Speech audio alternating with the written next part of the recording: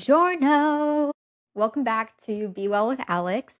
As I mentioned a couple months ago at this point, I was supposed to have a very special episode for you guys the following week. Of course, I did go MIA there for a bit, which we will talk about. I would apologize for that, but I'm trying to make a habit not to apologize for my mental health moving forward, so I will not do that. You know what? Let's just dive right into lemons and mangoes and talk about it. My mango is that Austin and I got back from the Big Apple, the city that never sleeps, and we had a blast. Visiting New York, I got to see my sister. We went to my first ever National Eating Disorder Association gala, which is it gala or gala? Doesn't matter. But I got to sponsor that event, which is really exciting. I was one of the top fundraisers for NEDA last year as well. And it made me very happy and honored to be there around people who are also really dedicated to eating disorder recovery and raising money towards education, towards outreach, towards helping improving recovery facilities, which obviously I'm very passionate about based on my own experiences. It was just a really great trip all around. And to make matters even better, I found out that I got released from probation early. My paperwork got back, and instead of having to serve 4 years probation from the DUI that I got in 2022, I only had to serve 2. So I am a free woman now, which I felt like would open up a world of opportunities to me, and it has. I actually have another surprise for you guys for a couple more episodes from now because we're doing some things with that newfound freedom I'm not ready to talk about quite yet in case they do not happen, but the world feels like my oyster. That leads me into my lemons. This is a lemon, but you'll see why in a second. I also got a new job at a recovery center, and I was loving every minute of it. I was still doing HR. I was a HR generalist for Recovery Connections, which is a center that I hope you will actually utilize if you do need this. It helps people who are struggling with mainly substance abuse, but really anything, any form of recovery, get in touch with the resources that they need in order to progress in their recovery. So they can provide housing support, they can provide food support, they can provide counseling, so many different things. Of course, I wasn't providing those resources myself, but I was in the facility working with the employees who were. So I felt like that facility really aligned with my passions, and I still got to do HR work. It felt like the perfect combination was just given to me. Well, this is where life comes in and bites me in the butt and makes me realize maybe this isn't the direction I'm supposed to go right now. I don't know. It depends on if you believe in the predestination stuff or not. I had worked there for about 2 weeks, and then I got my background check results back. Unfortunately, I did fail the level 2 background check based on the past accident and the court case that I went through. I thought I was past it. I was like, my sentence is over. There's nothing else holding me back. But unfortunately, I have to wait another 2 years after my sentence before I can work with vulnerable populations. And in the case of a recovery center, a lot of those employees, they have gone through recovery themselves. So they are classified as a vulnerable population. And there was no way around that. I will say credit to Recovery Connections. They worked really, really hard to keep me. Really hard. They tried to create a new role for me where I wouldn't be working with employees who have been through recovery. They tried putting me in an admin position, a data entry position. They just wanted to keep me around, which made me feel really good that they saw my true character in all of this. But at the end of the day, all positions required a level 2 background check. There was no way around it. Doesn't mean I can't work in nonprofit. It just means I might not be able to work in recovery as soon as I thought and would like. That did open up past wounds for me. I started beating myself up again, saying, this is the consequences of your actions, saying you're never going to amount to anything. You deserve everything that's coming to you. All those negative beliefs flooded back into my life again. And I wasn't forgiving myself for a time when I was unwell. That did lead me to end up in a bit of a mental spiral where I started engaging in old behaviors again. And I was not proud of that. I am not proud of that. But as I tell people all the time, recovery is not linear. And that is the space that I'm in today. So I recently started going back to my old eating disorder therapist. I've been doing trauma work again, the whole 9 yards. It really feels like I'm starting from scratch. But I'm not, because I have all the foundations and everything that I've learned through the first time in recovery. And I'm really just trying to go on the up and ups from here. I do feel a lot better today. I feel like I do have a little bit more hope because I have a couple more interviews lined up with other nonprofit organizations that do not require a level 2 background check. And on top of that, I am applying to graduate school to run out the clock on those 2 years and come back with even stronger credentials. That's not the only reason I want to go to grad school. I've always wanted to go back to grad school, and there just never seemed to be the perfect time. And now I feel like the perfect time is being handed to me on a silver platter because I'm not able to work in the avenue that I would like. That's where we're at. It's been a really wild couple months, which is crazy to think about because I feel like it's only been a couple weeks since the last episode. But that's why I've been MIA. Been a lot. So life will kick you sometimes. Life will just keep taking you down and down. But after every down, there's an up somewhere. So I'm just waiting for that up. All right, on to the special episode. This episode is special to me personally because I'm going to be opening up my soul to you once again today by sharing some deeply personal journal entries with you regarding my time throughout recovery. Starting in 2024, when I went into the eating disorder facility, all the way to 2025, where I gotten my period back. And I felt like I was actually in a good place mentally and moving forward in my recovery. I never like to say I'm fully recovered, as exemplified by my mangoes and lemons, because I feel like there's always a growth opportunity throughout your entire life to find food freedom and to keep moving forward. And there are moments where you might backslide in your life. That's just life. But it's what you do after that really matters. What is my main goal with this? My goal is twofold. I want to show people in recovery that recovery is possible. And here's the progression of the mental roller coaster that I went through to get there. I also want to show people who have never experienced an eating disorder themselves what food noise sounds like and the experience that people go through mentally when they're going through an eating disorder, because it's not as simple as just eat. I don't have the actual journals here with me. It was a large stack. I had about 6 to go through that were yay big. If you're watching the video, probably as big as 6 journals. As big as a small chihuahua. I don't know why that popped in my head. It was a lot of content to go through because I wrote a lot during my time in eating disorder recovery. And I always recommend that you do that yourself if you are in any form of recovery. A, because it's really cool to go back through and see your progress. And B, I think it really does keep you motivated. I would give yourself 10 minutes every week to go back through your old journals and show yourself that you've had wins so far and you're gonna have more wins down the road. Because it's really easy to fall back into that negative, hopeless mindset of I'm not making any progress. But then when you go back through your entries, you see that you've made more progress than you think. So journaling is awesome. I am a huge advocate for it. I understand a lot of people don't like journaling, but there are so many different ways to do it.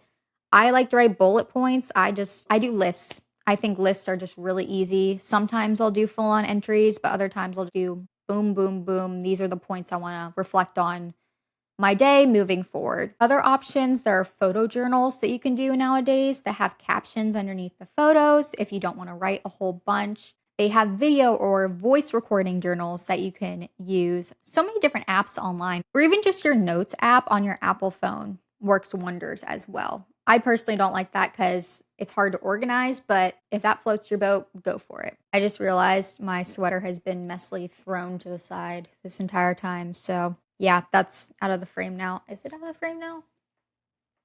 Out of the frame now.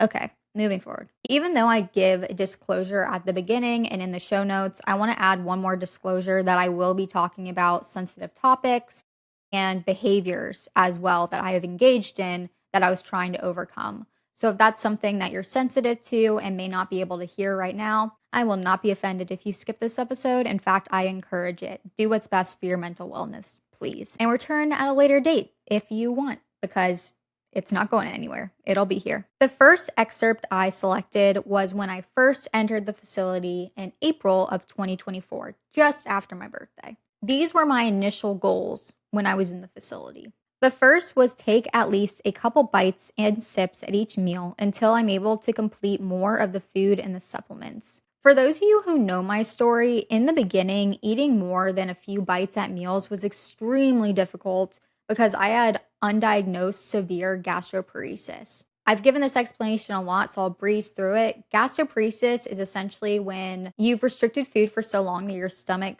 stops working properly and food moves through the digestive tract more slowly. People who eat lunch, maybe they're hungry again in a couple hours. People with gastroparesis who eat lunch, they might not be hungry again until dinner because that food is still sitting in their stomach, but they have to eat anyways because you're not going to reach your caloric goals otherwise. When I went into the facility and before they knew that I had gastroparesis, they were trying to get me to finish huge portions of food, whereas I had been eating next to nothing day in and day out for the past year, year and a half, maybe even 2 years now that I think about it.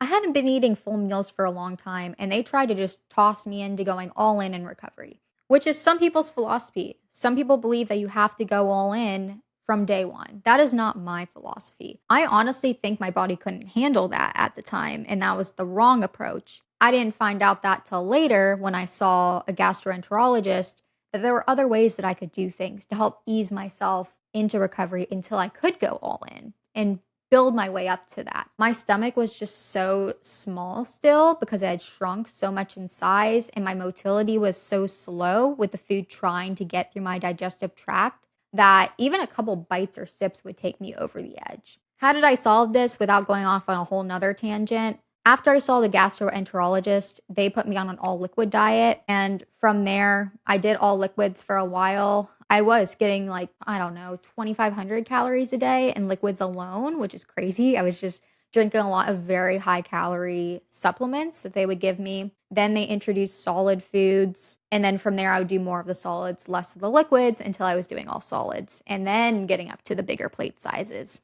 Took a long time, took a lot longer than going all in recovery. But in the facility, I really didn't make any progress because they didn't know how to treat my case as an individual. They were just treating all cases as generic. I didn't know that at the time. I was just trying to get through the meal without someone yelling at me to finish my plate and taking away my phone for not finishing my plate.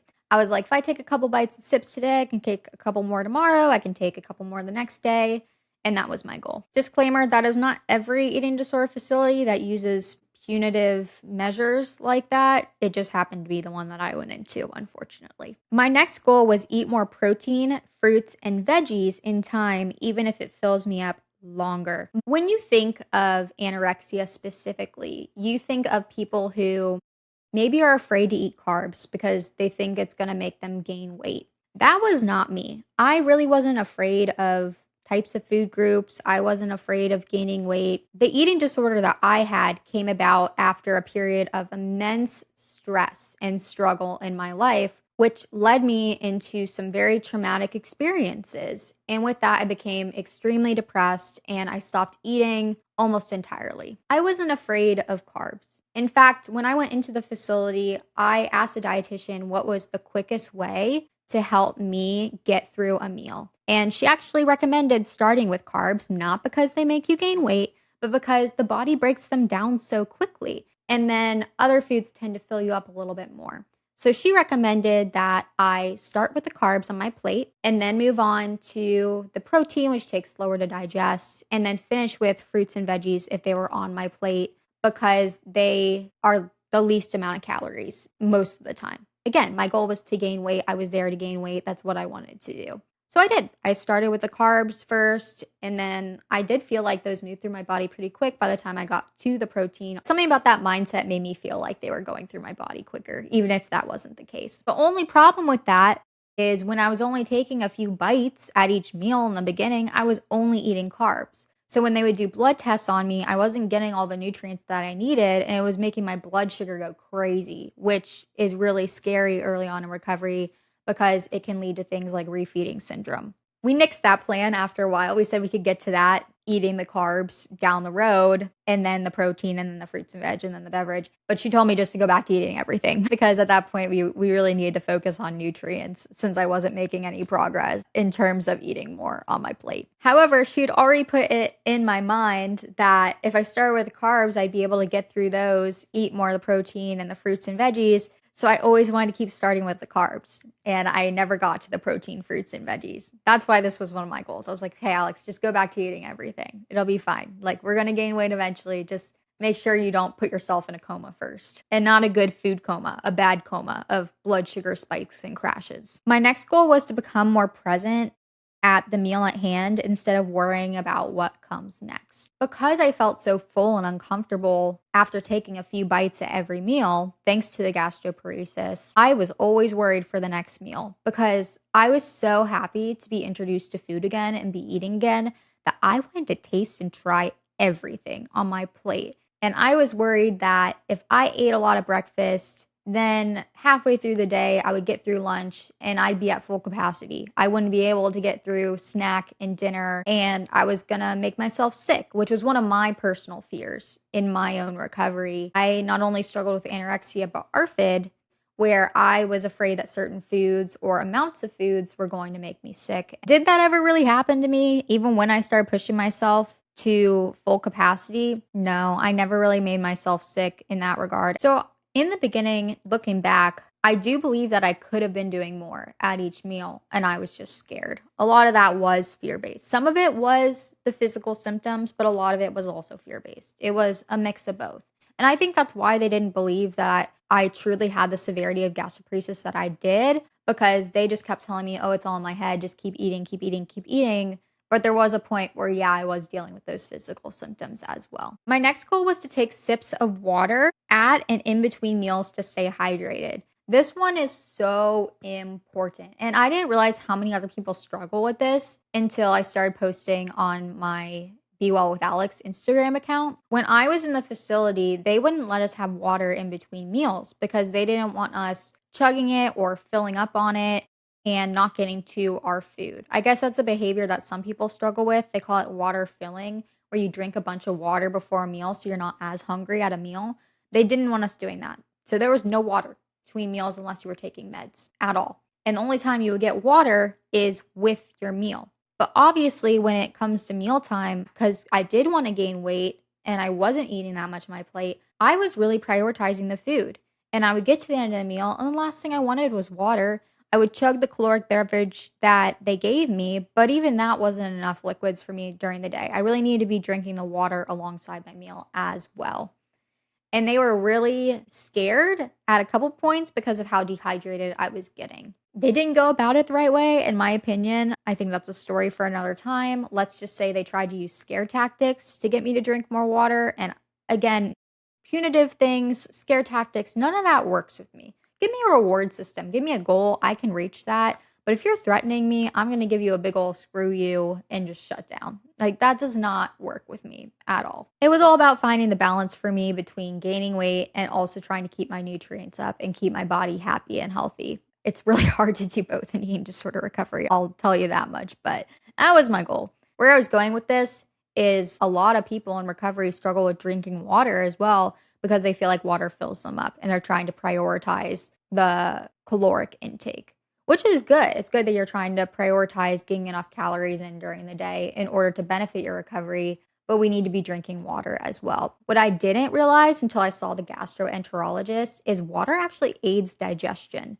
So I was making my gut slower by not ingesting water versus being uncomfortable for 10 minutes and keeping myself hydrated and my pathways lubricated. Sexy, right? Next, think progress, not perfection. I love this quote. Some people think it's overplayed because you do hear it a lot in recovery, but coming from a fellow perfectionist herself, it's a short, quick mantra that I can just repeat to myself during the day whenever I realize that I am leaning in too much to the fine details of things. A lot of people in recovery, or a lot of people who have struggled with eating disorders, they are perfectionists as well. They are all or none thinkers. They're like, I'm going to do this to a T, or I'm not going to do it at all. And honestly, that is more detrimental to your recovery than just doing things consistently and having a bit of trial and error here and there. Let me break this down a little further and give you more of a concrete example. If you sit down at a meal and you think to yourself, I'm either going to crush this meal, I'm going to finish it, or I'm not going to try it all because it's not going to be worth it. It's just going to be a waste of my time.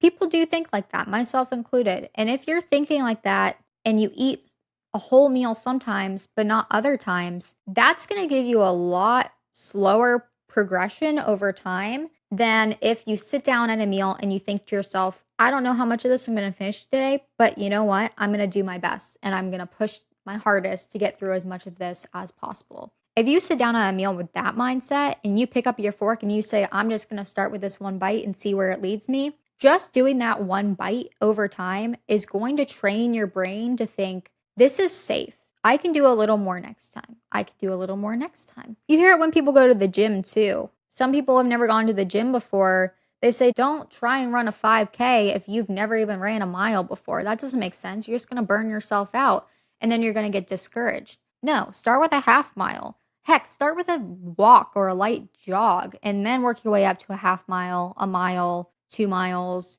If you get to 2 miles and you're tired and you need to drop back down to 1 mile, so be it. That's okay. Stick around 1 mile for a while and then build up your strength to get to 2 miles. Point being, that is consistency. And consistency is key when it comes to recovery.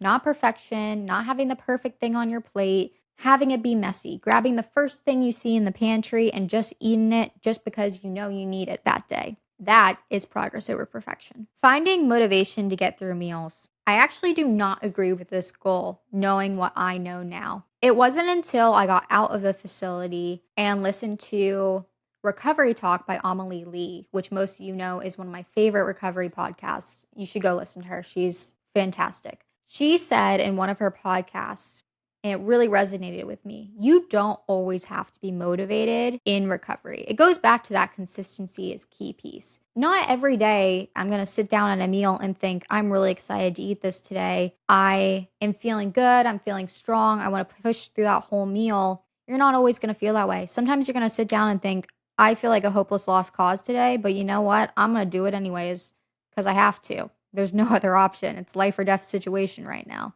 And I'm not exaggerating because it is. In the beginning, I always thought that was the case. I was like, how do I find motivation to do this today? How do I make myself a stronger mindset to where I'm excited to stand up to the challenge? And that's so unrealistic. I was not going to feel strong every day. In fact, most days I would sit down at the plate and look at this and think this is hopeless. But if you just tell yourself to do what you can anyways, motivated or not, that's how you're going to make progress. And then on the days you do have motivation, as Amelie Lee would say, that is just the cherry on top, the icing on the cake. But you don't need the icing or the cherry on the cake to eat the damn cake. But Alex, I like the frosting and the cherry and this. No, you don't. Eat the cake. Moving on. Now I am putting my hair up because one thing I did not mention is our air is broken. And in this Florida summer heat, the office, which is where I do this podcast, is in the front of our house. And it's like an oven in here. It just traps all the heat, especially with air being broken. So we're going to make it through as much of this as possible before I overheat and die. We were on 7. Stop making excuses for incompletes and complaining over the rules. This is another where, looking back on it, I wish I wasn't so hard on myself. People told me this all the time in early recovery. I was so hard on myself for not finishing meals when all the other girls around me were able to complete theirs. And I wasn't able to stay in my lane during that time. I was heavily comparing myself to others. Whereas most of those girls, they had either been in the treatment center for months already, or they had gone to some treatment center before, and they've gone through this process before. Whereas I was on day 2 or 3 just thinking I would be able to eat all of my meal like the rest of them, and that just wasn't realistic.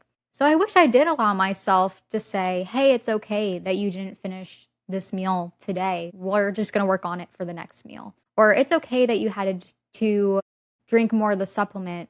That's all right. We're not going to have to drink more of the supplement forever. We're going to be able to get to solids eventually.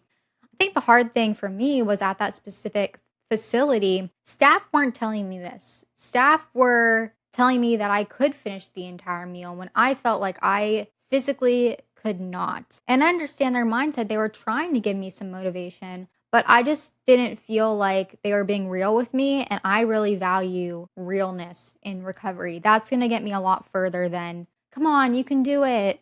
Everyone else is finishing around you. You can do it too. That just got me further in my comparison mindset and made me more discouraged rather than encouraged. So looking back on it, Alex, whatever. Make your excuses if you need to make your excuses. Because they were not excuses. You physically felt like you could not eat and you were not getting the individualized help that you needed. So if I had to talk to my younger self, give yourself grace. forgive yourself, realize you're doing the best you can, and just keep doing the best you can. 8, find ways to get out of the fight or flight mode, specifically at meal times. This one I do agree with. I think coping strategies are huge, and learning those very early on can really help you progress in your recovery. Now, you have to find what works for you. What works for one person might not work for another person. If you're staring at your plate and you're locking up, feeling extremely anxious of even taking that first bite, you don't have to dive right in right away. You can sit back and use one of these techniques. For the 5, 4, 3, 2, 1 technique, essentially you look around the room and you notice 5 things you can see. Has to do with your senses. Then you look around and you notice, or I guess listen around, 4 things you can hear. Then it's 3 you can touch, 2 you can smell, and then 1 you can taste. My rule for myself is once I get to the taste, that's when I pick up my fork and I say, okay, let's taste this meal now. That's going to be my taste. And then that was the segue to get me into eating my meal. But there are a lot of different coping strategies that you can use. And if you want to find some, I do have many listed on my page. You can also DM me as well, and I'll give you some tips and tricks on coping skills that you can use during meal times. I want to get through these so we can move on to other excerpts though, because this is taking a little longer than I thought. Remember, these are my initial goals going into the facility. Find out what helps after meal times to keep pushing. I would say that goes hand in hand with the last point. The coping skills that you can use prior to starting a meal, you can also use after a meal. For me, I like to sit back and do the muscle tension technique. I think it's called muscle progression. Someone can correct me on that because I don't think I'm saying that right. But this is another coping strategy. After a meal, I would sit back in my chair and you can either go head to toes or toes to head or just do your entire body. I would typically go head to toes. So I would clench my jaw and then I would clench my shoulders and then clench my arms, every single body part all the way down to my toes. And once my entire body is clenched, then I would release it all. And I would take the largest deep breath I've ever taken that day. And it would just get all that tension out of my body. And then I would get up and I would go on with my day. Would I still be feeling the food guilt? Of course. But I didn't feel like I was leaving that meal really wound up. I felt like I had just pushed all my stress out into the cafeteria and left it there. That's what helped me, but again, you have to find what helps you. Lastly, and then we can move on to more excerpts, remind myself that my journey is not their journey, aka who cares? I already talked about this a little bit. Comparison was a huge trap for me. The comparison trap is real. I would sit down at every meal and I would just be looking around saying, I'm not doing enough, I'm not doing enough, I'm not doing enough, instead of crediting myself the little wins. What I should have been doing, instead of saying, oh, I didn't finish the chicken this time, I should have said, look at me, I finished the rice and half the chicken, whereas yesterday I couldn't even finish the rice. Giving myself those little wins and realizing that I am progressing in my own way and blocking out everyone else, because everyone else's recovery journey is not my recovery journey. I need to be focused on me, not what they're doing. If I'm so focused on them that I'm not tuning into my own feelings, that's going to get me nowhere. It took a lot to learn that. In fact, I think it did take getting out of the facility where I wasn't around everyone to actually really tune in. But of course, at some point, I have to come back out into the community and into society, and I'm going to be around other people again and watching their eating habits. How do I put my blinders on and just focus on my meal? How did I do that? I did extensive therapy, and that really helped me get out of my own head and into the environment around me. I really like this next excerpt. This was from the midway point in my recovery journey in the facility. So I was still in treatment at this point, inpatient. These were signs to push my intake, meaning to keep eating, even when I didn't want to. And a lot of these are a good rule of thumb if you are in recovery. So if you are, listen up, or listen up if you're helping someone else through their recovery as well. The first one is that food still tastes good. This is so true. If you're sitting down at a meal and you are overly full, but the food is still satisfying to you, still appetizing to you, that's a sign that you're not actually full yet. Remember, if you're early on in recovery, you're going to get those fullness cues a lot earlier than is normal for someone, because we're learning to stretch our stomachs again. So we're going to get full very early on, and we can do more. That's just your mind telling you that you can do more. If food is still tasting good and you're like, man, I really want to finish this, you're allowed to finish it. In fact, please do finish it. That's your mind telling you to keep going. The next is I want to try a certain food or beverage. I think this is one of the best reasons to eat. As humans, we're curious creatures and we crave experiences. If you're out and about with a friend and they're eating a croissant or a cookie, is that what they call croissant cookies? A croissant cookie. Yes, that's the thing. Look it up if you don't believe me. They're eating that and it looks really good to you and you want a little piece to try or you want a whole one yourself, get it. You might never have that experience again. I don't know. What if they stop making cookies tomorrow? Might as well have it today. So I just think if you're looking at a food and you're like, that tastes good, it looks like I want that food, that's the best reason just to eat it. You don't have to be hungry in that moment. Frame it to yourself as this is an experience that I want to have before I die. I know that sounds kind of morbid, but frame it that way. It's an experience you want to have that you might not get again. So try the food, have a bite, and move on with your life. Just that exposure of allowing yourself to eat even when you're not hungry is going to help you realize that food and the experience around food goes well beyond your instinctual hunger fullness cues. It has to do with taste as well. There's so many different types of hunger that I can get into at another time that you need to honor as well as just the instinctual hunger. So try the cake and move on with your life. You won't remember it weeks from now anyways. Or maybe you will. Even better, if you remember it weeks from now and you're like, that's the best cake I ever had, awesome. If it's a bad experience, you're not going to remember it. But if it's a good one, you're going to look back in 5 years and be like, remember that peanut butter pie? My friends know what I'm talking about. You guys remember the peanut butter pie? Okay, moving on. If you don't really know where you stand in your fullness and you sit back and you think to yourself, can I do more? I don't know if I can do more right now. That means you can do more. Unless you're sitting back and you're saying, oh my God, I am stuffed. If someone comes near me with that fork, I'm going to poke their eye out because I just cannot eat another bite. And you are stuffed to the brim. All right, good. Try again next meal. But if you're sitting there and you're like, I think I maybe ate enough. I think maybe I could do more. Nope, you didn't do enough. You can do more.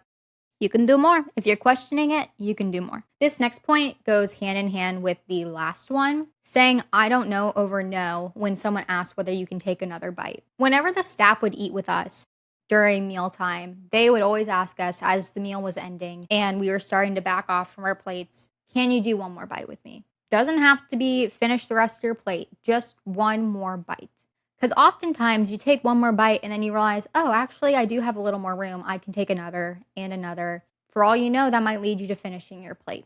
Who knows? But all you have to do is one. They're not asking you to finish the whole plate. And what you do with the rest of that is up to you. Oftentimes when they would ask me that, I would respond with, I don't know. Again, knowing what I know now and then looking back on where I was then, in those moments, that meant that I could do more. If I was saying, I don't know, it meant I could take one more bite. One more bite was not going to kill me, was not going to push me over the edge. But if I was looking at my plate and I said, not today, no way, Jose, and I meant it, like I felt it physically and mentally, I probably did the best I could do in that scenario.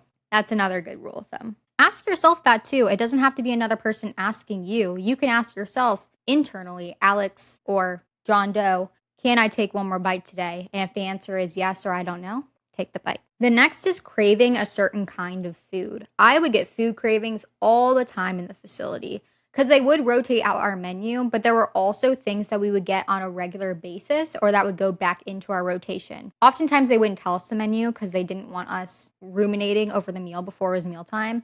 But things would leak, or you would have an idea because you had Oreos around the same time last week that you were going to have Oreos again that day. If there was a food I was craving like Oreos, even if I was stuffed from the meal before, mental hunger means physical hunger in recovery. So me craving them meant that I was still hungry and I'd be able to push for Oreos. That's another piece of advice I give to people in recovery. If you are so full, but there's something that sounds good to you that you could eat, go try. You don't have to finish a whole sleeve of Oreos if you're craving Oreos. Take one Oreo. Heck, take a bite of an Oreo and just see how you feel. Again, we're trying to move away from that all or none mindset into progress, not perfection. Even just taking a little bite, it's allowing you to listen to your hunger cues and say, I think I wanted this, but actually I'm not so sure now. So I don't need to eat the rest of this, but I honored my hunger in that moment. And cravings in that moment is hunger. Keep that in mind. Eat what you want to eat. It's going to make the food go down a lot easier. The last point I wrote here, if I'm anticipating the next meal without anxiety, that is a huge red flag to me. That means that I did not eat enough the meal prior. I should always be full, and you should always be full in recovery. If there's a moment when you're hungry, that means you need to eat. I don't care if it's outside of your meal or snack times. I don't care if you're worried about the next meal or snack coming up. I don't even care if it's coming up in the next 30 minutes. I want you to get up and actually honor that hunger cue, because that is what we are trying to teach our bodies to do, is eat when we're hungry, regardless of the clock, regardless of what's coming up next. Obviously, that was really hard for me in the beginning, and I most likely was not listening to that point in the beginning. I was waiting till the next meal time, even though I was starving because I didn't eat enough the meal before because I was scared and anticipating the next meal. See how that cycle works? And then I wasn't getting enough for my body. No, if I were to go back and do it again, if I was hungry, I wish I had just asked for extra graham crackers from Snack. This next excerpt broke my heart to read back. Now we're getting into more of the feelings and my feelings around recovery. This was 3/4 of the way into my journey in the facility. And I'm going to read it as it was written in my journal. Dinner was terrible. My day definitely took a turn for the worst. I showed up late, again, thanks to the wrong meal. I was supposed to get the shrimp and grits, and they gave me steak and sweet potato mash. I should have kept it and finished the mash in hindsight.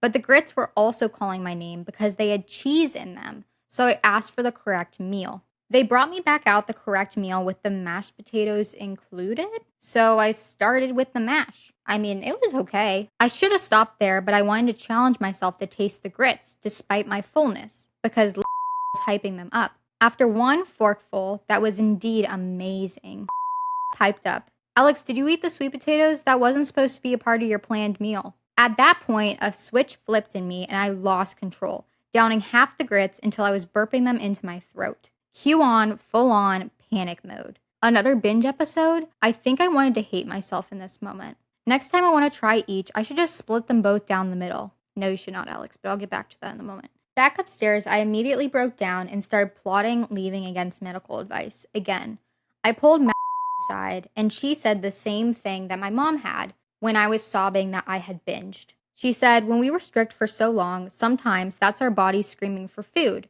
and it goes on autopilot once we start renourishing it. What might seem like a binge to you might just be a normal amount of food for most people. Where do I even start with that? Because I remember this moment so vividly. To recap that and explain to you what was going on if it wasn't clear in my journal entry, we had gone to dinner. I sat down, and every week you get to plan out your meals for the week. Basically, they just give you 2 options for lunch and dinner, and those are the only 2 options you get. You can't substitute food from those orders. You can't say, oh, I don't want cheese, I do want ketchup. No, you get to pick the meal and everything that comes with the meal. So for that night, it was either shrimp and grits or it was steak and sweet potato mash. I had originally picked I had originally picked the grits and the shrimp, and then they brought me the steak and sweet potato mash by mistake. So I was looking at that meal and I was like, well, should I just eat it even though I didn't pick that meal? And I was like, no, I really want the shrimp and grits. I'm going to send this one back, because I was allowed to do that since I already picked the shrimp and grits on my menu. If I had not, I wouldn't have been able to do that. So they brought me out the shrimp and grits, but somehow there was still sweet potato mash on that plate, whereas everyone else who had the shrimp and grits did not have sweet potato mash. I thought that was a little weird, but I didn't want to send it back again. I thought they meant to do that for me, and I had wanted the sweet potato mash anyways. So I had started eating it, and then as I started eating it, one of the staff members looked over at me and realized I had it on my plate, and she was like, wait, Alex, you're not supposed to have that. And then I just flipped out. She said, well, you already started eating it. I guess just finish it. I was like, oh my God, they gave me more food than I was supposed to. Maybe I'm eating too many carbs with this meal. I just started spiraling. And I was so hungry at that point too, even though I didn't think that I was hungry, but I know looking back that I was, that I just started eating everything on my plate. I freaked out and I said, oh, well, I already overdid it. And I just started eating everything. But now thinking back on it, even though to me I felt out of control and that felt like a binge, and it was not a lot of food. That is what I would eat for a typical dinner today. And I would have grits and sweet potatoes in the same meal. Because who cares? You can have 2 carbs in the same meal. Doesn't matter. Looking back on it, I understand that to an outsider, that might seem like a crazy, dramatic reaction. But again, when your brain is starved and the ED is trying so hard to keep you starved, it will make you flip out over little things like that because you're not thinking logically. Your brain has no sustenance to function properly. It literally sees food and is screaming, please feed me now, even though the other side of you is arguing, don't eat. And it's that internal battle constantly, and it drives you mad. And I think the therapist that I was talking to in this excerpt, who told me that it wasn't a binge, she had a great point. Oftentimes, when we start nourishing our bodies again, our bodies want us to keep food coming in so bad that it will fight back against the eating disorder and kind of hijack our brain and say, screw you, I'm going to impulsively eat this right now because I need food coming in now that we're starting to reintroduce food again. That is not a binge. That is you just nourishing your body. And even if you're eating fast, your body's just trying to get food in because it hasn't had food for so long. Sometimes you need those episodes to move past them. Do I do that today? No, because my brain is nourished and it doesn't feel like it needs to get the first food it sees because otherwise it's going to starve. I'm not in that fight or flight mode anymore because I'm nourishing myself on a regular basis. And you will get to that point too. So if you ever have a moment where you feel out of control around food like that and you feel crazy, just know that you're not alone. And that is just that internal battle going on that will one day end after you restore some weight and after you regain some of your life and your mental capacity back. I can just picture outsiders right now being like, what is this? I know eating disorders are crazy. They're crazy, but that's why they are a mental disorder. They're not just people being dramatic. There's literally parts of your brain lighting up in the same centers as if you were being chased by a bear when you sit down at mealtime, if you have an eating disorder. So it really is a fight or flight response that all of us are going through. The body does crazy things when it's trying to keep you alive, let me tell you. I feel like I'm in a sauna now. It is getting hot in here. Very, very hot. This next excerpt is takeaways from. So this is as I was leaving the treatment center. These were some of my takeaways that I wanted to implement in my life moving forward. First was the 3-way snack. I think this is such a great technique if you're starting out in your recovery. Snacks should always have 3 components when it comes to them. They should have a carb, they should have a protein, and they should have a fat. And that's how every snack was structured in the facility, along with some sort of caloric beverage. So for instance, we would have graham crackers, we would have banana, and we would have peanut butter for one of our snacks. And people would make little graham cracker, peanut butter, banana sandwiches with them, and we would have milk alongside them as well. So you got your graham crackers and your banana for some carbs. You have your protein in the peanut butter and the milk, and you also get your healthy fats from your peanut butter and the milk. That would be an example of a 3-way snack. I wanted to keep doing that outside the facility. A, because it's just good practice. I mean, having all those components in a snack is a good way to keep your energy sustained moving forward throughout the day. And 2, it really did pack a punch as opposed to just eating a popsicle, which is going to be like a few hundred calories, if that. I don't count calories anymore, so I don't know. But that's going to pack more of a punch, and it's going to do more for your body than just a popsicle moving forward. So I highly recommend doing that if you are early in recovery and you're having your snacks. I mean, nowadays, do I think like that anymore? Subconsciously, yes. If I have time and I'm at home, I'll put together a little cheese platter with apple, cheese and crackers, maybe some lemonade or something fun to drink and sip on. But if I'm on the go, of course, these days I'll just grab a protein bar or something or grab a shake out of the fridge. That's something I can do now. But again, early on in recovery where you're trying to get as much in as possible and keep your body satisfied throughout the day, try and aim for those 3 component snacks if you can. You shouldn't be doing a lot of activity anyways. Side-eye. Orange juice helps with digestion and added vitamins when fruits or veggies are a struggle. I forgot about this one. And also I agree with this, as well as I'm going to add to this in a moment. Let me explain first. I used to be afraid of juices that were not clear. Again, weird ED rules. I was afraid of juices that were not clear because I felt like they filled me up more. I don't think that way anymore, but that's what I thought in the beginning of my recovery. Why I thought that, I don't know. They just felt more filling to me. So I wouldn't drink my orange juice at breakfast until one of the dietitians who worked in the facility told me that orange juice actually helps speed up your digestion and also has so many of these amazing vitamins that I was not getting because I was not eating a lot of fruits and vegetables, knowing I had the gastroparesis at that point. They had to sit me down and show me the research on that because I would not believe them. I don't take anything they say at face value. I'm very stubborn that way. I like to know how things work myself and see the data behind it. You can go research it yourself. That orange juice really does help your digestion. So that got me to drink it at breakfast, and then I ended up loving orange juice, and apparently I continued doing that outside of the facility, even though I forgot about orange juice these days. I should buy some orange juice. I haven't done that in a while. I have different juices I like now. And if you're asking me why fruits and veggies were a struggle, with gastroparesis, there were a couple recommendations that my gastroenterologist made along with my dietitian's help. And a couple of those were eating less fruits and vegetables and actually putting them through a food processor to break them down, or utilizing things such as juices, which still have those vitamins but go through your body more quickly. Because fruits and veggies are very fibrous. They are going to sit in your stomach longer. And when you're dealing with already slowed motility, you don't want things that are going to sit in your stomach longer. So how can we make this easier in the beginning until your stomach starts working properly again and is able to digest easier? I did. I blended a lot of smoothies in the beginning. I blended my vegetables and literally ate vegetable mash for dinner, which really wasn't too bad. It still tasted like the vegetables. It just wasn't whole. It was mashed, so it would digest easier. Liquids, liquids, liquids. You can always make a solid a liquid. Might not be pretty, but it'll still be tasty. Starting a meal as soon as I sit down, first with assembly and then completing. I understand the rationale behind this one. A lot of people with disordered eating, myself included, tend to graze around their plate. They'll have a bit of crackers here, maybe a little bit of cheese there, some apple slices there, but they'll never finish their entire plate. They'll just take little nibbles of everything. And that's fine. Encouraged, actually, either when you're first starting out in recovery or even in between meals. Grazing is great. If you go to the pantry and you see a handful of almonds and you're like, that sounds good, and you have that, then you see some dark chocolate and you're like, that sounds good, and you have that alongside your already structured meals and snacks, that's great. That's just more added nutrients you're putting into your body, and your body's going to thank you for that, even if it feels a little uncomfortable for the time being, because either A, you're not used to it and your brain's screaming at you, or B, you are feeling those physical symptoms of fullness. Do it anyways. Grazing is great.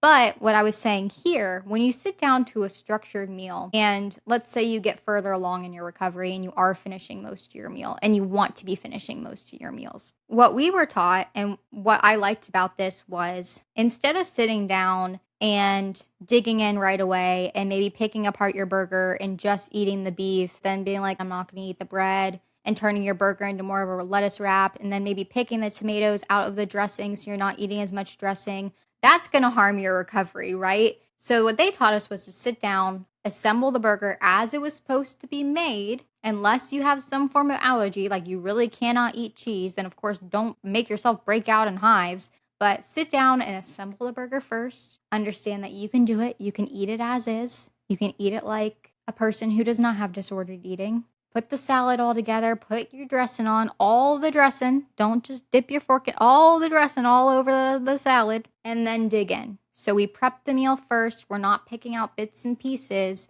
because that's just going to keep you in that disordered eating mindset. That's going to keep you eating the things that you think are healthy as opposed to eating things how they come. And we really want to get into the mindset of eating things how they come for right now. Of course, now that I'm recovered, I don't like that much dressing in my salad. I'll be honest with you. I don't like it soaked in dressing, but I like a healthy amount of dressing. So I might not use the whole container these days, and that's okay. I'm not going to dip my fork in it, but I'll probably use half the container, and that's enough for me. And that's fine. But early on, we want to try and use as much of the ingredients as possible, because again, we're trying to get used to eating in a non-disordered way, and we're trying to get used to telling our brain that all these ingredients are okay for us to consume in more quantities than we're used to. We don't have to limit anything. That's what I was saying here. Supplements are meal add-ons, not replacements. I've talked about this in other episodes before. I've gone over the difference between supplements and replacements, but I think it's very easy to confuse the two terms these days, and I think some products that are marketed as replacements really should not be. They should be supplements. To very quickly explain, if you have not heard this before, supplements are adding to things. So if you're eating a meal and you don't finish your meal and you want to supplement with a shake, that doesn't mean you're replacing part of the meal that you didn't eat. It just means you're adding on to the meal, trying to get those extra calories to that meal that you just ate. So you're supplementing, you're not replacing. We're not saying, oh, we're not going to eat lunch today and we're going to do a shake instead. No, we're going to do as much as the lunch as possible. And then we're going to add a shake to that, supplementing. I think there are a lot of 100-calorie meal replacements out there these days that are marketed as skip lunch, drink this instead for 100 calories. Personally, in my recovered opinion, I don't think that's healthy. I don't think we should be replacing a balanced meal with all the different components, your fats, your carbs, your protein in there for some quick drink. I don't think that's going to keep you satisfied long enough and is just going to lead to more disordered eating down the road or more unhealthy habits down the road, whatever it may be. Again, that's my personal opinion. But definitely in recovery, we're not replacing anything. We're not saying, I'm not going to eat lunch, I'm just going to have a bar today. No replacing. You can eat lunch and then you can have a bar if you're still hungry. We're supplementing. That one was hard to wrap my mind around because I had always, not always, but there were a lot of times, especially when I was a runner, where I would replace my lunch with a shake because I knew I would have practice coming up right after. I don't think I should even have been doing that back then, but I was. We don't do that today. We don't do that at all. Heck, I eat meal bars for snacks. I love me some meal bars, but those are snacks, not meals. And I will do a shake and a bar and food on top of that. Like, no. No. When we can no longer eat more, we need to hydrate more. Focus on what we can get down. Love this. Love it, love it, love it. I know people are afraid to drink their calories. You hear all the time, don't drink your calories. You're wasting calories. No, in recovery, we're trying to get as much calories as possible. And also drinks are fun. And we need to learn that drinks are fun. That's all we need to be able to drink them for. We don't need to drink them for nutrients. We don't need to be scared of them because of calories. Drinks are fun. Drink your drinks. But of course, don't drink your drinks to avoid eating food. So kind of going back to what I was saying before, back when I first went in, some of my goals were to finish as much as my plate as possible and then as much of my drink as possible. That's basically what I'm saying here. I wanted to take that back home with me because I liked that approach. I like the idea of trying to eat as much solids as possible, get your body used to digesting again, and then liquids are always easier. So whatever you can't get down with food, try drinking it. Take your drink afterwards and just chug the darn thing. But try and get through as much of the food as you can first because liquids will fill you up a little bit and then you might not have as much room for those solids. That's all I was saying here. Watching other people's pacing, non-ED, during meals and trying to match that. I forgot about this. Truly. Wait, this is such a helpful tip. This is really, really helpful. Who told me this? I think it was another staff member back when I was comparing myself to other women around me. I think this is kind of hard to do in the real world if you're still eating in a disordered way. Maybe not. I don't know. Let's get into it. When I was comparing myself to everyone else around me, I was looking at how fast or slow they were eating, and then I was thinking I was too fast or slow. Staff used to tell me eyes on my own plate, but that didn't really help because I didn't know what a normal eating pace was. I didn't know what normal bite size was. At that point, I was still very much used to taking small nibbles and chewing my food for seemingly forever because I was afraid to eat too fast and get sick, which is another thing that a lot of people with RFID have. And also I was stalling. I was fearful of getting too full and getting sick. And so I would just push through the meal as slow as possible and try not to have any eyes on me in doing so, which just put more eyes on me. So that didn't really work. But this helped. I remember a staff member then saying to me, watch how I eat. Watch how eats. These are some staff members. I'm going to bleep out everyone's name at the end of this for confidentiality reasons. Watch how eats. These are people that you should watch eating because they have a healthy relationship with food. They're going to be eating at a pace that is conversational, eating as much as they want, feeling hungry maybe in the beginning. Maybe they're eating at a quicker pace and then they slow down and then they put their fork down and have a little bit of conversation.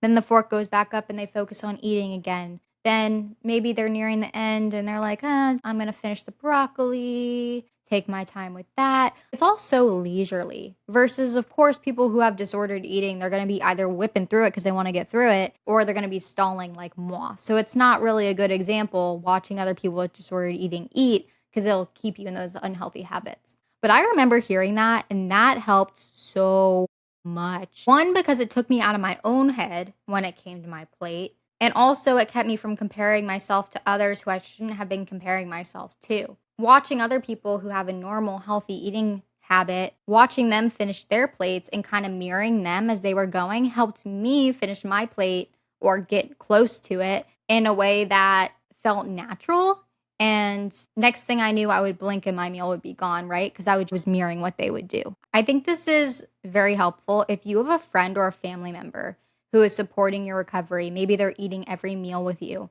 Watch what they do. Mirror them. You want to eat at the same pace as them because you're trying to learn that natural movement again. And of course, you're not always going to eat exactly like the other person next to you. I mean, now I don't even pay attention to what other people are eating, but maybe I look next to me, my coworker did finish before me, and my other coworker is still taking their time. Yeah, we're going to eat at different paces. But I think this helps get you back in the idea of what is a natural pace to eat at if the other person with you is eating in a healthy manner. Of course, if you have girlfriends who they do struggle with eating still, I wouldn't recommend watching them, or anyone who does engage in unhealthy habits, you know who they are. I wouldn't recommend watching them. I would only recommend watching people around you who do have a healthy relationship with food. If you don't have anyone in your life like that, I understand. Maybe pull up a reality show. I don't know, a cooking channel show where they're all eating together. Maybe pull up a show or a video where they're eating and try and do that for a little bit. It's just an idea, but that really helped me. I forgot about that tip. Learning the difference between conversing and healthy distractions versus mechanical eating and keeping momentum. Neither one of these is wrong. This also goes hand in hand with the last one. I think one of the hardest things to learn in recovery is pacing and getting back what a natural eating momentum feels like. I think either way, you can move into extremes with either engaging in too much conversation or just relying solely on mechanical eating. I think it's hard to fall into both those traps very early on. So I wouldn't beat yourself up over this. Again, try not to make this perfect. Try not to be like, I want to have the perfect flow of eating. A natural flow of eating is going to take time. This is just ideas to help get you there through trial and error, as always. As I mentioned, when I first got into the facility, I was engaging in a lot of conversation because I was trying to slow my meals down and keep the eyes away from me. So I thought if someone was talking with me, they wouldn't be paying attention to what I was eating, which is wrong because the staff there, they are hired to pay attention to what you're eating. So you can't trick them. They've seen it all. You can't talk with them until the end of the meal and then just not eat. It's not going to work that way. So that's when they told me, back when I was conversing a lot, they were like, Alex, just eat mechanically. Just eat. No more talking. We're going to talk. You listen to us talk and you just eat. And just zone out, focus on your plate, and get in it. Versus there were other girls who maybe they'd been at the facility for a while and they were still relying mainly on mechanical eating. They weren't really engaging in the conversation at the table. They were getting the opposite message from the staff because, again, we're trying to make natural, healthy eating habits there again. And they've gone through the mechanical eating process that many of us have to go through in the beginning, where you are just blinders on, zoning into your plate, eating, not paying attention to what else is going on around you because you just need to get the food in. Doesn't matter if you're happy about it or not, you just got to get it in. That's mechanical eating. But for the girls who had been there for a while, then the staff wanted them to get used to more conversation and being able to eat while putting the fork down, making conversation, picking it back up, taking their next few bites, and still getting through their plate. Because a lot of people, myself included, very early on, if you stop the momentum, you don't want to pick it back up again. It's almost like when you're running a race. If you are a runner, you know exactly what I'm talking about. If you're not, you can picture this. You're running a race and you stop at a crosswalk. It's going to be really hard to keep running and get that momentum going again after that crosswalk versus if the road is blocked off and you just run straight through it and you don't stop at all. Because then you're keeping that momentum going. But once you stop, you're like, oh, I could walk now. I could go for a break now. That's what a lot of the girls who were used to mechanical eating were struggling with.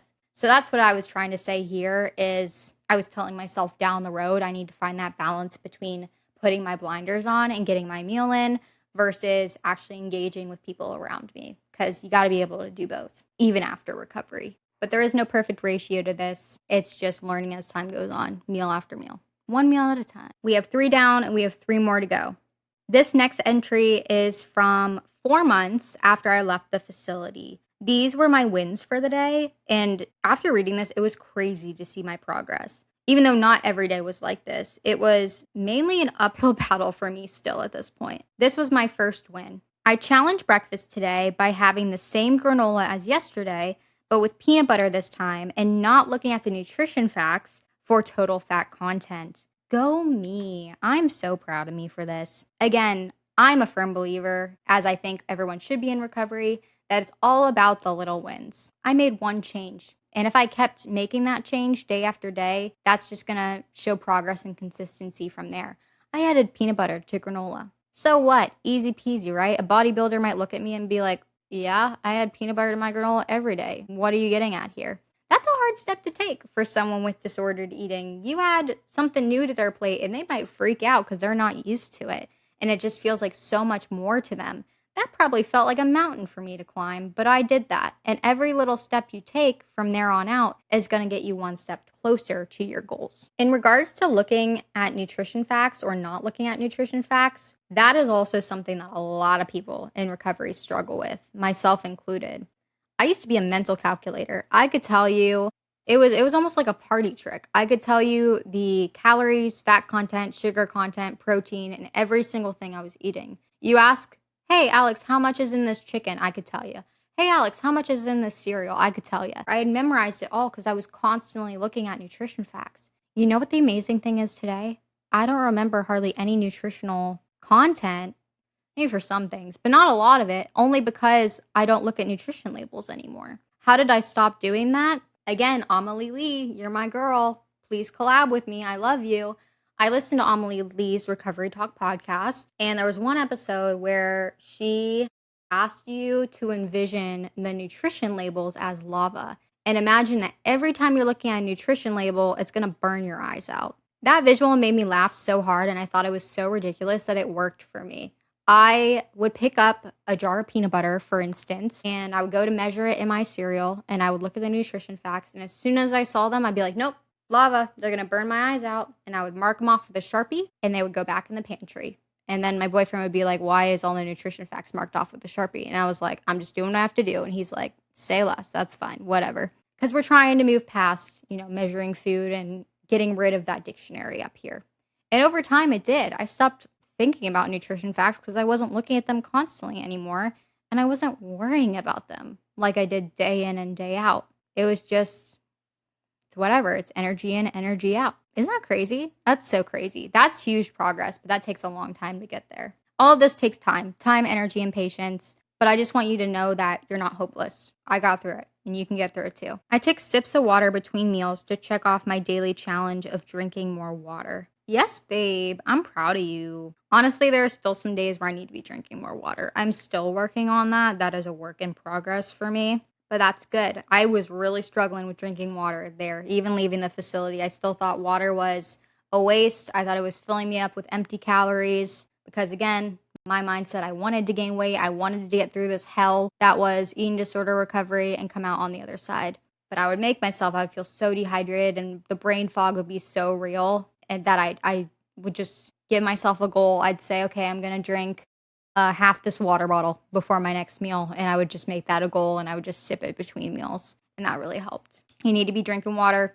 Orange juice only goes so far helping your digestion. Water probably helps more. Liquids in general, hydration in general just helps move things along. Snack was very yummy and I feel great. Oats and honey granola with plant-based milk and peanut butter. Then a vanilla supplement. And the perfect amount of chocolate syrup.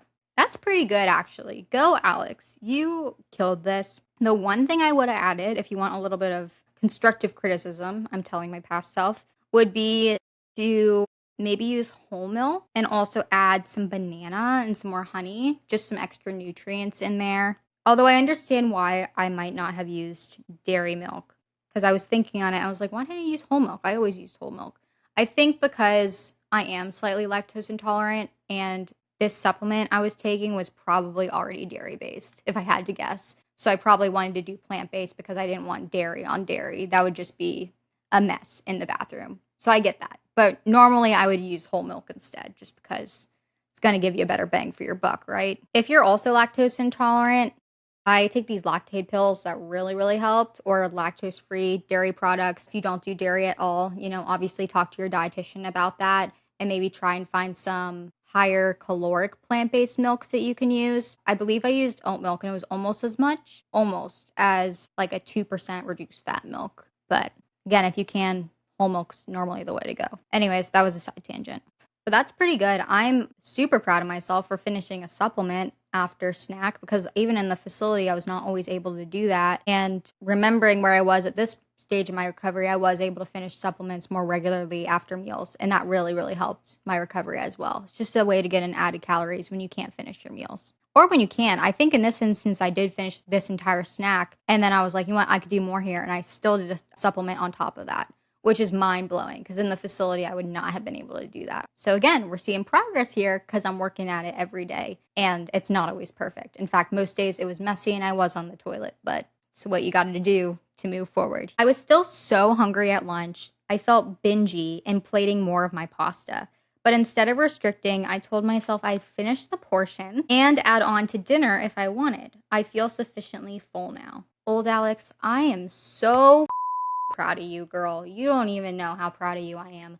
That is progress right there. Going from taking a few bites and sips at meals to now honoring your hunger, eating breakfast, eating a full snack and a supplement, eating your entire lunch. I think I said I went back for seconds here. Maybe I didn't, but I know I got to that point eventually. Going back for seconds, saying I'm going to add on to dinner. These are huge steps that took months of work to get there, but we did it. And I know old me would still be kicking herself for not doing more, but you're doing great, babe. You're really doing great.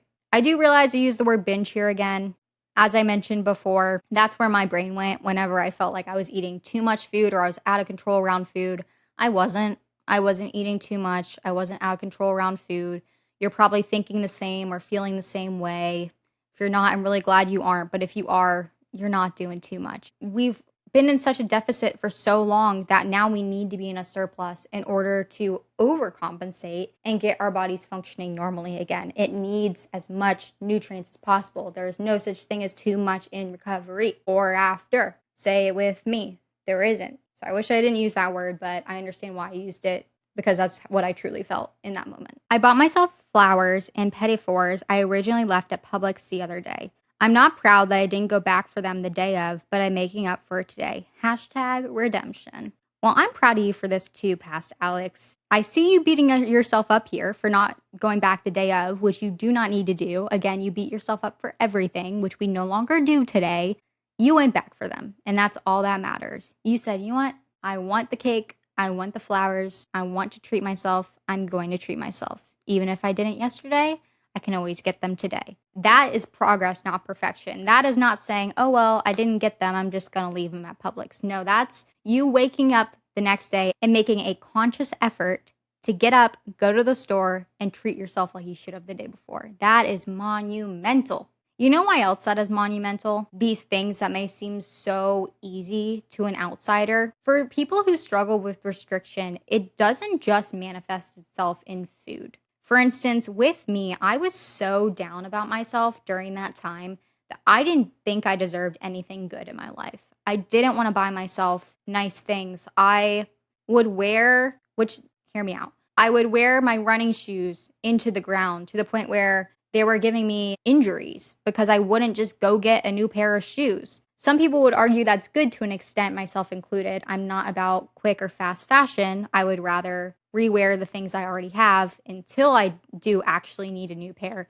But it was getting to the point where I was physically looking like a ragamuffin or I was hurting myself because I just wouldn't buy things for myself. And that is not the place to be. Restriction doesn't just take place in the form of food. It's actually restricting yourself from life experiences as well. So what had happened here was it was around Christmas time. I had gone to Publix. I had never tried a petit four before, and I really wanted to try them for snack, but I was having some real food anxiety that day. Again, I remember all this so vividly. And I went in the store, and I saw these pine cone flowers that just made me so happy. But they're really expensive. I was like, I don't need like $32, $40 flowers today. I normally get the $16 flowers. I'm just going to leave them. I don't need flowers right now. And then with the cakes, I was like, I'm too scared. I don't think I'm going to do it today. So I ended up leaving empty-handed, even though I was in the holiday spirit, in the holiday mood. I was looking forward to trying a challenge that day, but mentally I just didn't win. But that was okay. Instead of giving up, it looks like I went back the next day and I got them anyways. And now I want to go get some after I finish filming this. Maybe I'll post a photo with them on my Instagram. Oh man, that sounds good. Yeah, but I ended up really liking them, and I ate them for snack that day. I had them with some chocolate milk. It's really good. It's really, really good. I ate them in front of my flowers, and I felt so happy that I did that for myself. Recovery is not just about challenging yourself in terms of food, it's challenging old beliefs in general. If you think you don't deserve something, maybe you do. Maybe you buy it anyways. Obviously, don't get too frisky, frivolous with it. Don't develop a shopping disorder on top of an eating disorder, but treat yourself. Get yourself a necklace that you know is going to make you feel confident if you need a little confidence boost. Or, I don't know, a pair of kitten heels you've been fantasizing about forever that you've never allowed yourself to get, but you have a nice event coming up. Allow yourself to actually treat yourself more and buy yourself nice things because you do deserve it. I deserve it. You deserve it. We deserve it. That's a good segue into the next part of this same excerpt. My challenges in my challenge box have been coinciding with my internal battles recently. I'm struggling with going all in when it comes to recovery. The challenge I pulled today to help combat this was add to meals or snacks whenever you think of it. I added chocolate syrup to my morning supplement, a tortilla with my Caesar salad at lunch, and a petit four to my afternoon snack, and sour candy to top it all off. Another monumental win for me. These might seem like little changes. Chocolate syrup in a supplement? A tortilla to your Caesar salad? What? These are things that I do on a regular basis. What are you talking about? I know, to the average Joe, it seems like a small thing, but to someone with an eating disorder, even you just attempting to add things to your plate that weren't already there and that give you anxiety are huge wins. And this is a lot of wins in one day for me. What I'm talking about in terms of the challenge box, I had created a box for myself full of challenges that I put in or friends and family wrote and put in for me that I would pull from on a daily or weekly basis, depending on how brave I felt that week, right? And I would pull from those. I would always do at least one per week, though. And I would do whatever it said on the slip. For instance, I can think of quite a few off the top of my head. Maybe it was go get cheesecake with Austin tonight, and we split a cheesecake from Cheesecake Factory. Maybe it's try not to walk today because I was able to walk again and I didn't want to be excessively walking. So try and be sedentary like you were today and not freak out about it. Little things or big things, even just every time you catch yourself talking negatively about yourself today, give Austin a quarter. Things of that nature that were fun, lighthearted, but also challenged negative beliefs that I was still struggling with. So that was, I guess, one of my challenges that I pulled from my challenge box that day was adding to meals or snacks whenever I thought about it. And I did. At that point, I was trying to go all in recovery, which was just doing all I could at every meal and snack possible. Again, might have been too hard on myself. I don't know if I was ever really ready for all in recovery. I don't even know if I personally believe in all in recovery, but some people do. They are able to just tune into that part of themselves that's like, I'm going to eat everything. I'm going to not think twice about it. I'm just going to go full on in, hitting the ground running, finishing everything that's put in front of me. That's great. If that's you, props to you, but that was definitely not me. I had to work my way up into it, and we still got here. So, different strokes for different folks. Let's wrap it up with an entry from 1 year after I went into the facility.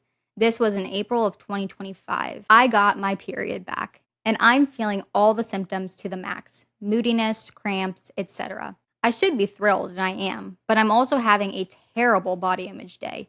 Terrible. I just want a flat toned tummy again. I'd go low cal, high protein for that, but I can't. Not after fighting to get to this milestone. I'm feeling all of the anxiety in my chest, but I no longer want to live in fear today. And that starts with faith that it'll all work itself out and that this too shall pass. What a full circle moment this is. It took me almost a year after entering the facility to getting out and going through recovery, going through the therapy, etc., to get my period back. And I believe that's faster than most. I don't know. I need to research it.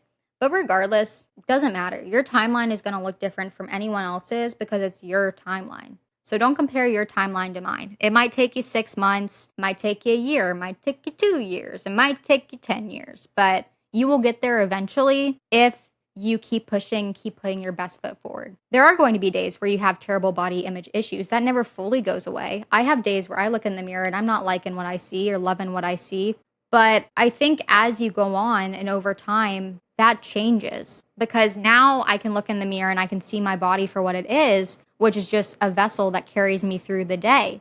And that helps me do all the things that I enjoy, such as running, such as spending time with loved ones, such as communicating with others, such as hugging my family. I appreciate my body for what it is today, even if I don't always love my body. And it takes time to get there as well. Okay, but in terms of getting a flat toned tummy from low calorie and high protein, that's some BS right there, girlfriend. I get it. People who are skinnier, they're going to have those defined abs or whatever. That doesn't mean it's healthy for you.